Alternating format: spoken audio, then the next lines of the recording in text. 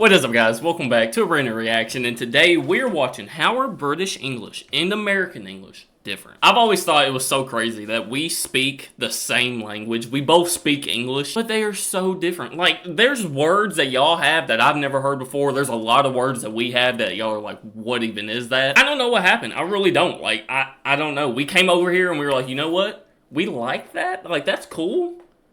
But what if we remixed it, okay? It's confusing. I don't know what happened, so that's why we're here. We're here to learn. So we're about to get into it. Go new to the channel, hit the subscribe button, drop a like for more reactions like this. Go check out all my other channels, link down in the description. But other than that, let's get into it. Hello everyone, welcome to the Lang Focus channel, and my name is Paul. Hey, Today Paul. We'll be answering the question, how are British English and American English different? One of the most commonly asked questions by learners of English. And hopefully, native speakers of English will learn a thing or two from this video as well. I couldn't imagine trying to learn English. Like, bro, I know English and it's still tough. I suck at it so bad, and I know it. Imagine trying to learn it. I'm sorry. The truth is that both British English and American English have numerous varieties. In other words, various accents and dialects. So for the main part of this video, I'll try to focus on the most standard, non-regional variety of each one. Disclaimer, I'm not American, I'm actually Canadian, but I'm confident that we will someday be Americans after the invasion. So do Canadians speak British English or American English? Or is there another version of English called Canadian English? What's happening? Standard Canadian English is very, very close to general American English. There's more. I was right. There's Canadian English. Standard Canadian English is... Bro. Whatever happened to there just being English? Whatever happened to it? It's very, very close to general American English. So I will say the American English samples myself, unless there's some specific need to distinguish between American and Canadian pronunciation. Alright. There are several ways in which British English and American English... And then I'm gonna give y'all the Kentucky backwoods version of all this, alright? So... are different. Vocabulary, accent, spelling, and grammar. Vocabulary. Let me just throw a bunch of examples at you. All right. In the US, people generally say garbage or trash, Yep. while in the UK, they generally say rubbish. Both literally... Which is more fun, by the way. Like, I wish we called our garbage rubbish. Like, yeah, that's what it is. It's rubbish. It's not garbage, it's rubbish. Yeah. And figuratively. The game was rubbish. Americans go on vacation, while Yep. Brits go on holiday. And that's also possible in American English. In the US, people rent apartments, while in the UK, they rent flats. In the US, if your apartment is at street level, then you live on the first floor, and Yeah. the person above you lives on the second floor. Yeah. In the UK, you live on the ground floor, and the person above you lives on the first floor. See, that one confuses me. Because, like, ground floor makes sense. You know, like, it's on the ground, literally. But then the next floor being the first floor? I don't know, because ain't it technically the second floor? Because the ground floor is the first floor. Like, I don't know. These are confusing. If that person above you is unable or just too lazy to take the stairs, in the US, they'd take the elevator. Yep. In the UK, they'd take the lift. When you're bored at home, in the US, you might turn on the TV, while in the UK, you would turn on the telly. When you step outside of your building to go for a walk, in the US, you might walk on the sidewalk, while in the UK, you walk on the pavement. See, something about the UK, y'all just, like, straight to the point. You know, what's an elevator do? It lifts you up to the next floor. So let's call it a lift. And then America was just like, you know what? Let's spice things up. Let's call it an elevator, because it elevates you to the next floor. What are you walking on? Oh, just the pavement. That's what it is. It's pavement. But then Americans were like, no. It's on the side of the road and people walk on it, so let's call it a sidewalk. Even though it's made out of the same exact stuff, let's call it a sidewalk. Just spice things up a little bit. The UK just had straight to it, straight to the point. This is what it is. And the US was like, let's fancy things up a little bit. And if you're tired of walking, in the US, you might take the subway. In the UK, you take the underground. Again, makes sense. It's underground. What do you say about the tube? In the US, you might take the subway. In the UK... Or the tube, yeah. Because what's it going through? It looks like a big-ass tube. Subway, that don't even really make sense. I guess it's a different way to get around, so it's a substitute for... I don't know. When I think of Subway, I think of a foot-long sandwich, so... You take the underground. In the US, it's perfectly okay to wear pants when you're riding the subway. But in the UK, you'd better wear some trousers too, because pants means underpants. See, like, these are the ones that, like, why? At what point was somebody like, you know what? No. These are pants. And these are underpants. Because where do they go? Under our pants. Why did it change? Like, who did this? And specifically, women's underpants are sometimes referred to as knickers in the UK. Huh. So when someone overreacts to something, in the US you might say, don't get your panties in a bunch. Yep. But in the UK you would say, Don't get your knickers in a twist. Paul, how dare you be so crude? Now I can't show this video to my 6-year-old students. oh, don't even worry about that, they'll just watch it on their phones during recess. Going back to the word pants for a moment, it can also be used in British English as an adjective, meaning something is crappy or it sucks. Huh. For example, That album is pants. in American English, you might say, that album sucks. Yeah. Accent. I don't know how I would feel if somebody said that album is pants. It just doesn't roll off the tongue like that album sucks, you know? So for the US, I'll try to focus on general American English, and for the UK, I'll try to focus on received pronunciation. These are Alright. the accents you're likely to hear on CNN and the BBC, respectively. R sounds. American English is rhotic, meaning that R sounds are always clearly pronounced. British English is non-rhotic, meaning that the R sound is not pronounced unless it's followed by a vowel sound. I'ma stay out of this one because it took me until my 7th grade year in school to say R's like R's and not like W's. Yeah, I was that dude that said whiskey wabbit. Yeah, I'm just gonna stay out of this conversation. Listen to the difference. My father's in the car. My father's in the car. My father's in the car. Ooh, I heard that. That had a little British swang to it. I'm getting there. Let's focus on two words. Father, Father. car. Father. Car. Car. Notice that the final R sound is not pronounced in British English. Father ends in a simple schwa vowel, like father. And in Father. car, the vowel sound is lengthened in place of the R sound. Car. Car. Now, the thing about British non-rhotic accents that I find pretty wild is something called the intrusive R. That means that people sometimes add an R sound to a word that doesn't actually have one if it's followed by a vowel in the next word. For example, in the sentence, I saw a film. In British English, it sometimes sounds like this. I saw a film. I So you saw can hear a that there's an film. R sound connecting saw and ah. I once had a British on-the-job trainer, and I remember she said, "Hello, my name is Paula, and I'll be your trainer today." I remember thinking, Paula? What? You can't say your own name? But it wasn't just her, that was the intrusive R. T sounds. In British English, and again, I must emphasize that I'm talking about the accent referred to as received pronunciation, T sounds are pronounced as hard Ts, in other words, voiceless T sounds. In the US, they sometimes sound like D, an alveolar tap What? instead of T, an alveolar stop. Okay, we are breaking this down into something I've never seen before. Huh? What even is this symbol? Huh? This is above my pay grade. Listen, I can barely speak English. Now we're doing too much. This normally occurs in an unstressed syllable between two vowel sounds, or between a vowel and a rhotic sound, like an R sound. So in the US, people say butter. Butter. In the UK, they say Butter. Butter.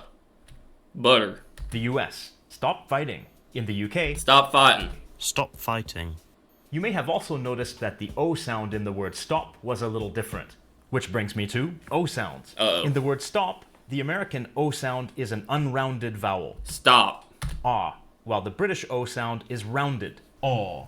Another example, hot. Hot. Hot. There's also the O diphthong in the word no. In the UK, No. the sound is a schwa followed by an as in put. Show. Show. Show. A sounds. Like, yeah, they're different, but at least they're the same words, you know? The way people pronounce stuff in their accents, that's gonna be different all around the world, you know? So, like, I'm used to that, but, like, when there's different words for the same exact thing, that's where I'm like, okay, why is it so different, you know? So this ain't too terrible. Like, this is just how people talk, so. In other words, sounds represented by the letter A.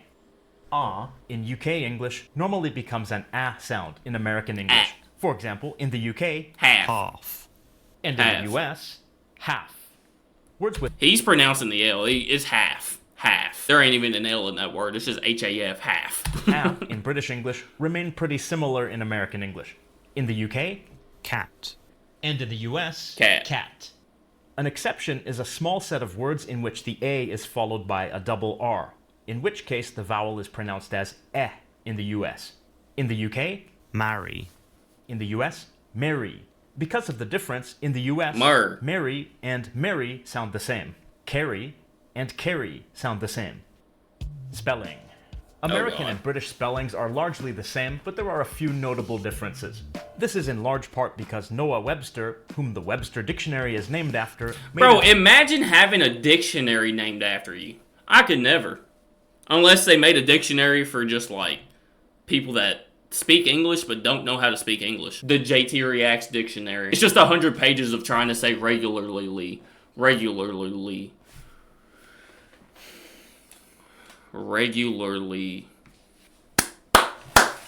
There we go. Effort to reform English spelling in the 1700s in order to make the words spelled the way they sounded. This resulted in some spelling changes in American English.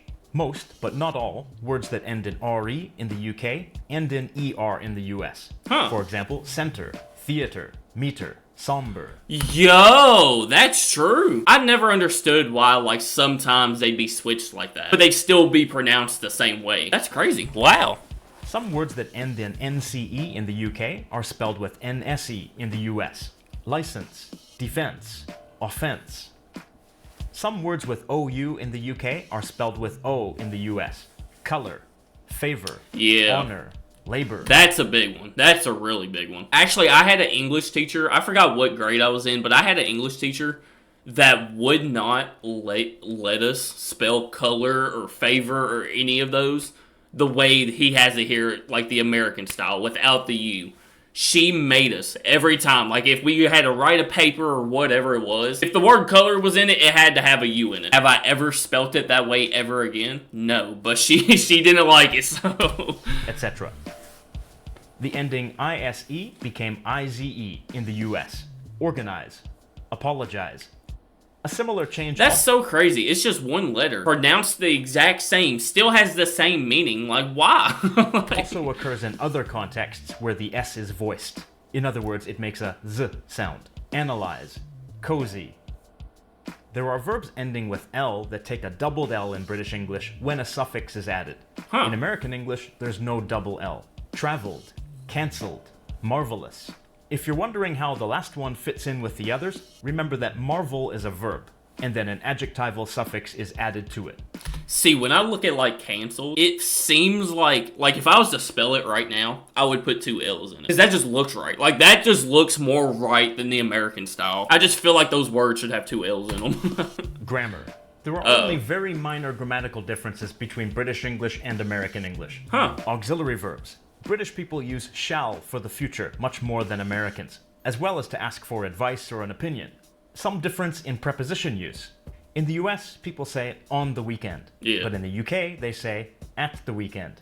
And in the US, people say different from or different than, but in the UK, they say different from or different to.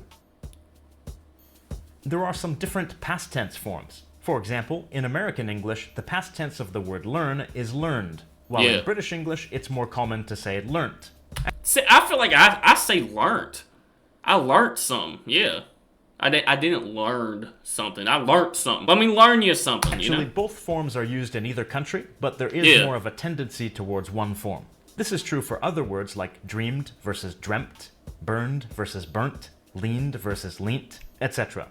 Another example. In the US, the past tense of dive is usually dove. In the UK, it's dived. Maybe the American form developed by analogy with drive and drove. Anyways, differences like these are not consistent, but you'll notice some different past tense forms here and there. Again, bro, imagine trying to learn English for the first time. And you look at all this. They all mean the same thing. Yeah, they're spelt a little bit different, have some different letters here and there, but it's somehow still the same word and has the same meaning. And maybe that's just like how it is in like other languages too. I don't know. I barely know the one I'm speaking now, so y'all have to let me know. These are not consistent, but you'll notice some different past tense forms here and there.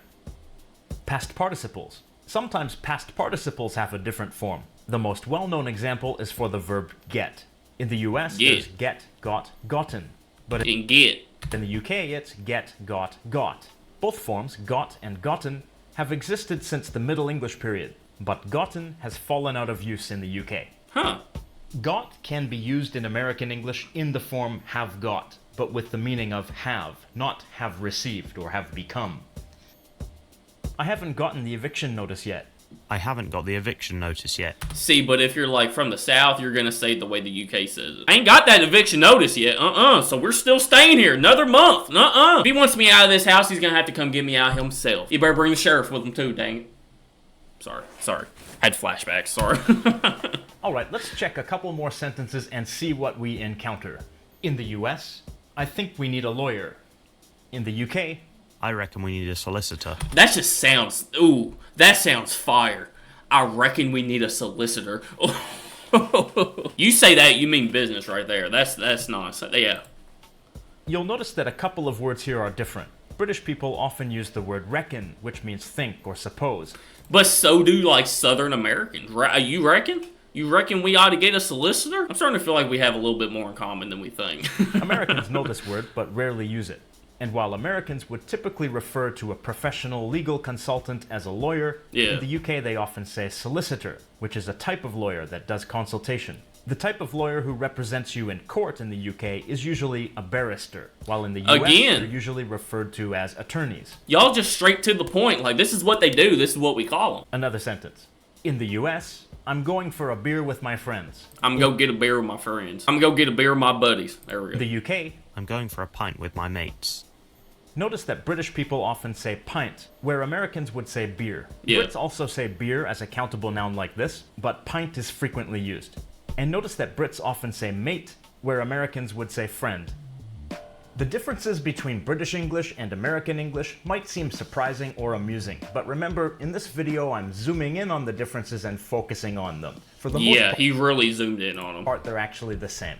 There are some minor differences in vocabulary, in pronunciation, in grammar, and in spelling, but any native speaker with a little bit of exposure to the other will quickly adapt to these differences. That is true. You know, like, yeah, they're different, but for the most part, we're kind of gonna understand what we're trying to say, you know? Unless you're me, I guess. But I guess that is going to do it for how British English and American English are different. I still just think it's so crazy just how different they are. Just being separated by a damn ocean. We speak the same language, but somehow it's just so different. Y'all let me know what y'all think down in the comments. If y'all want to see more reactions like this, let me know by hitting that like button. I appreciate you guys so much. Make sure you go out today. Spread love, spread kindness. Do something nice for somebody day.